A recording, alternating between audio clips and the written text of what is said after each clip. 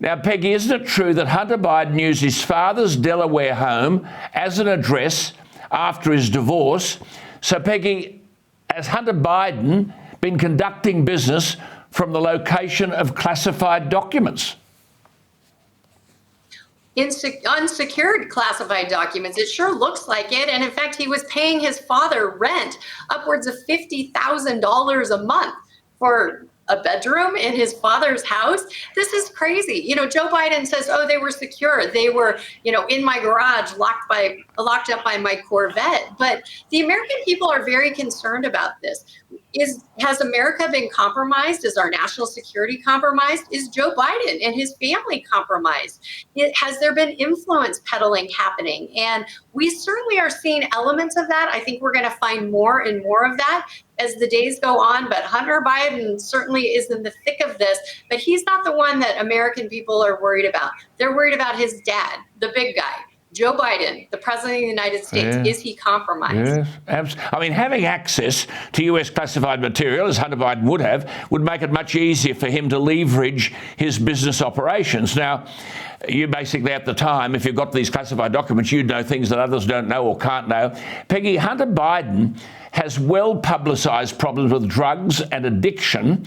So was he vulnerable to allowing outsiders access to the information? I mean, surely the discovery of another stack of documents in Biden's Delaware home must raise questions about his intention to run for a second time.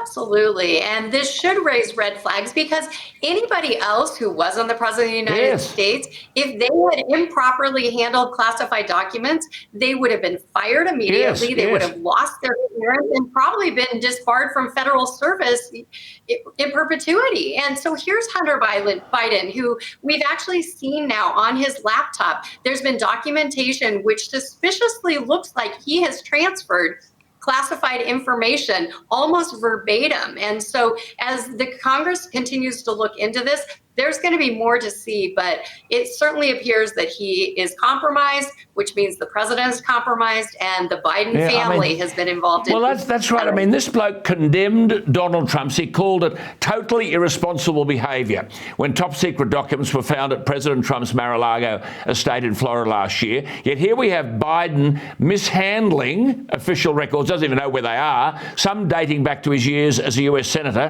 which ended in 2008, then his term as Vice President, which ended in 2017. Now Biden is singing from a different song sheet. He reckons, oh, I've got no idea how any of them ended up in my home, some in the garage.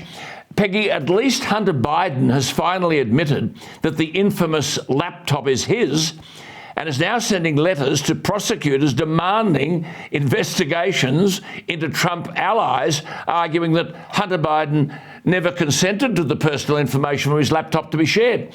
Now, where is this going to end? I mean, the stuff on that laptop is such that you and I couldn't even talk about.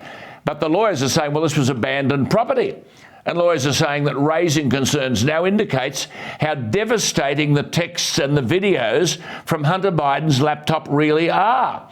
Peggy, is the House Oversight Committee chairman, a new man now, James Comer, has he called Hunter Biden a witness in an investigation into the Biden family influence peddling, focusing on Hunter Biden's business deals with China?